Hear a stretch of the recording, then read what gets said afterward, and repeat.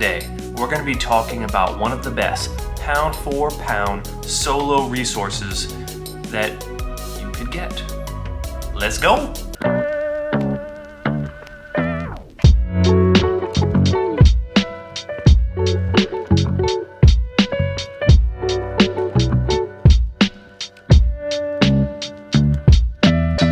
Welcome back to the sacred art of gaming, where we like to apply outside of the box thinking to tabletop gaming with an emphasis on solo play.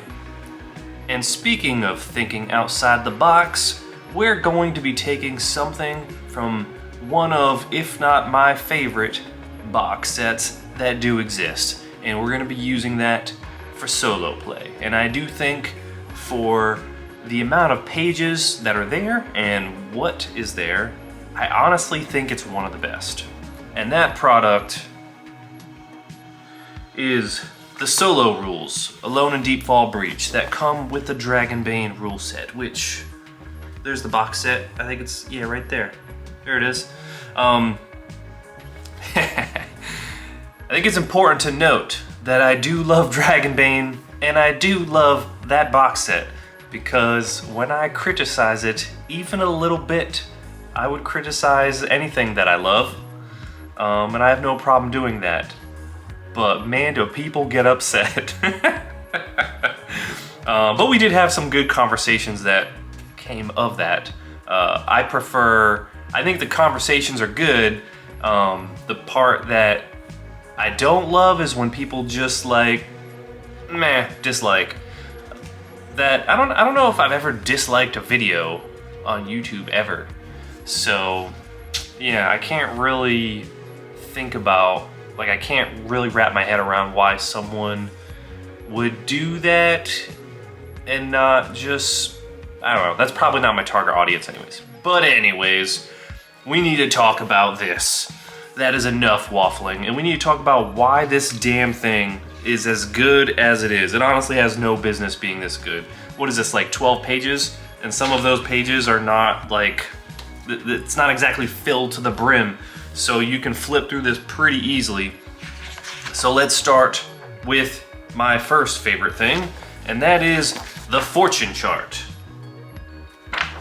So this fortune chart is great because, like a lot of things in this tool set, you have one chart or table or whatever that accomplishes many things, and I love that. I love the efficiency of that.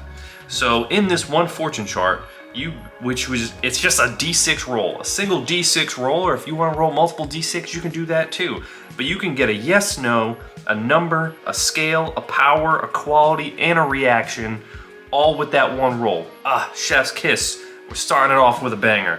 So let's say you roll a 6. Some of the things that you would get is an extreme yes, numerous enemies, for example, numerous immense enemies with incredible power, but they're guarding something that is precious, and the reaction is friendly, so maybe they're not enemies. So numerous immense in size with incredible power, guarding a precious quality thing that are friendly. All 6s across the board. Now to do the opposite with 1s, an extreme no, with only one small, weak enemy guarding something that's flawed, and they have a hostile reaction. Piece of cake. Moving on, we have the inspiration table, which this is also great. It gives you an action, attribute, and a thing all in one table. So a lot of times I'll roll 3d20s or roll just one after another. So say, for example, you got, I don't know, let's say 1, 2, 3. You would get Avenge, Arcane, Conflict. So then you would wrap your head around, okay, avenging an arcane conflict, what could that mean? Maybe you meet a character and you're trying to figure out what they want. Well, maybe they are trying to get vengeance for some type of war that happened over magic items or magic power or something along those lines. And it's My only beef with any of this stuff is that it's only, a lot of them only go up to like a D20. I do prefer the D100, but it is difficult to make a D100 table where every single line is useful all the time. So I would prefer a tight D20 table where everything is good over a D100 roll that has a lot of fluff and stuff that's just not great. So yeah. My next favorite thing is going to be this NPC Attack table. I love this and I want to apply it to every game. Honestly, I should just keep this pamphlet out because I really do want to like use stuff from this in every single solo play that I do. So you do have the NPC Attack table, and this has a melee attacker, ranged attacker, sneaky attacker, and a magic attacker, and some like just general AI for those core types of enemies.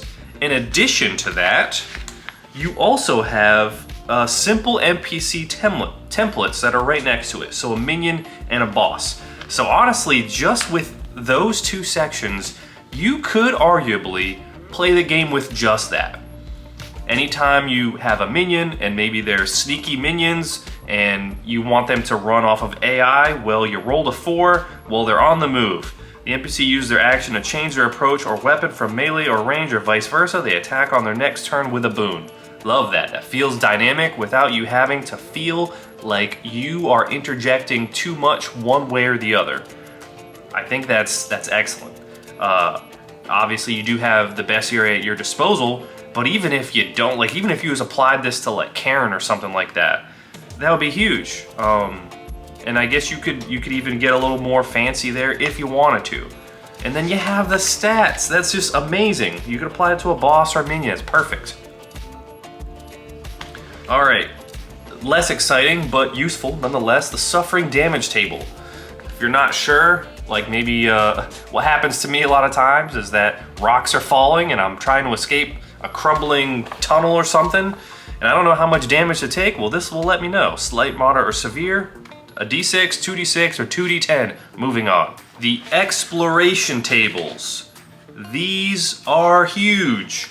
This is a big part of this. And essentially you can get the inhabitants of an area. You can get your location details and the area, right? So in this scenario, let's say I roll an area, let's say it's 7. 7 is an excavated mine. Let's say I roll an 8 on the creatures that inhabit it. That's ghosts, that's really cool. And honestly, if you wanted to just, you could roll with that, right? It's a haunted, excavated mine. But if you wanted to get additional table information, you could, and you can roll a D4 to figure out how many contents, environments, oddities, or dangers, or if at all. They don't always have to be present, but let's say in this example, it's gonna have all of those things, one of each. Let's say it's 1, 2, 3, 4. So it's got abandoned supplies, which that actually makes sense. Chilling cold, that also makes sense. Enigmatic mechanisms, interesting. And then arcane trickery, that also fits really well. So now we've got this mine with ghosts, with abandoned supplies, chilling cold, of course, because of ghosts, and the enigmatic mechanisms. That's interesting. That makes me think like 13 Ghosts. You've seen that movie? So good. I don't know if it's actually rated well, but I love it. And maybe there's something that's keeping those ghosts there, or something that entices the ghosts there through this crazy mechanism. And then there's also some arcane trickery that takes place. Maybe the ghosts are trying to escape or do something with this mechanism. You just built an entire adventure just based on that, and that's why I love it. Next we have our Scavenge, Search, and Trap tables. So these are excellent, very simple, and they work very well with the cards. I wish the cards were a little more spicy with the treasure, but yeah. So let's say you roll a 1 on your Scavenge table where you're like looking around, maybe in that excavated mine. It then says an unexpected danger. You then roll a d4. Let's say it's a 4, and you roll a trap. You then go to the trap table, which is on the next page, and then let's say you roll a 5. A 5 is crushing walls. So now the walls are closing in, and they are trying to crush you. You do lose a little bit in terms of the mechanism and dealing with the mechanism there. I guess you could try and implement that if you wanted to. But with solo play, that gets a little weird, right? Because it's like what you know and what you don't know, and that's where you kind of have to almost remove yourself. That's a whole nother conversation, but yeah. And then the searching table, similar deal. When you're carefully inspecting something, let's say it's, again, a 1. This is actually a D10. It's a concealed foe. You are forewarned and have a boon on your first action against it. So maybe in that situation, the ghost is invisible, as ghosts tend to be, and you actually see it, and for some reason you're able to hit it. All right. Other than that, and I don't want to spoil the story if you don't want to see it, but just know that there's the waypoint system as well, and how that works is there will be, and there are reasons, there are narrative reasons for this, but there's one region that's almost like one adventure. So let's say it's like 1, and then it's, let's say 1-1, 1-2, 1-3, like, you know, Super Mario World levels. And maybe the first one, you know what it's going to be. Let's say, I don't think this is spoiling anything, the 1-1. So you're going into the plunging path. You know that there's a plunging path for 1-1, but 1-2 is a mystery. And maybe 1-3, it does tell you what it is, and maybe 1-7, which is the last one, you also know what it is. But there are question marks on the way, and that's where you can use those exploration tables to really make your adventure unique. Because now, like, everyone may start in the plunging path somewhat similarly, but maybe that 1-2, which is a complete question mark, then make sure 1-3 that is spelled out to make something up. Let's say it is a, let's say it's that mine that we were talking about. It's that haunted mine. Based on what you experience in 1-2, 1-3 is now going to feel different for you and your situation because of what just happened in 1-2. So hopefully you're following me there. But yeah, the waypoint system, I love it because it does give you some guidelines. It gives you some rails, some bumpers, so to speak, to work within, but also allows room for creativity within it. And I think that's excellent. Now, kind of outside of this document, but I think is worth mentioning, because those scavenge, search, and trap tables, I wish I used those more in my solo play, and on my next Dragonbane solo play, I'll definitely be using it more. But there was also another thing that I wished I used more, which is actually in the core rulebook. It's in the back of the core rulebook. We're gonna discuss it briefly.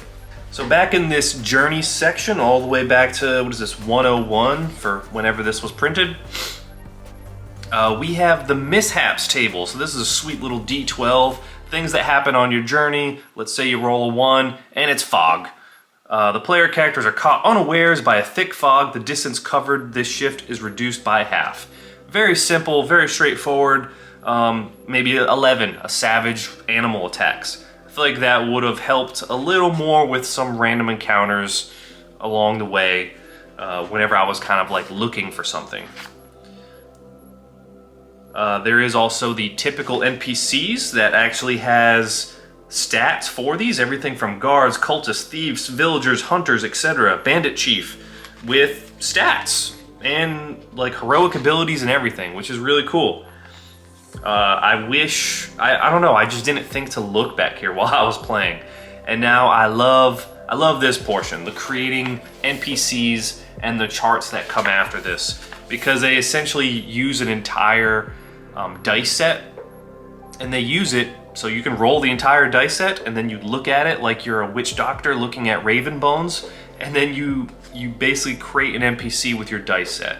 So let's say we've rolled all 1s, you would have a hostile human that's motivated by sweet glittering gold, that's a bard who talks too much, and their name is Jord. There you go. You have it just from that one roll. That same thing can apply to the quest table here. Again, all ones across the board. It's in the gloom of a tavern. A messenger from Carvago is asking about a mysterious mage who wants to examine a magical artifact called the Blue Zurek. I dig it. And then we have 2 more regarding the journey and the adventure site. One's across the board for the journey. The journey is easy with plenty of time for song and camaraderie. In the shadow of a mountain, there is an ancient tower or ruin tower, whatever, surrounded by a swamp, and the place is called Bark's Blood. That's too easy and also dripping with ideas, and just really gets me jazzed about playing that with minimal effort. That's important to mention. Solo play, if you are meeting resistance, having minimal obstacles in your way is just gonna keep things moving. And then this last one is the adventure site. All ones across the board. The way in is easy. No one locked the door. There is a flooded chamber. This D8 and D10 is a little strange. So, but also unexpected guests in the form of 2D... Oh, I see. Okay. 2 D8 goblins and a ravenous giant spider. And then there's also a deadly challenge in the form of a trap door. And then finally the player characters must defeat Kazanmerg, a mad wizard.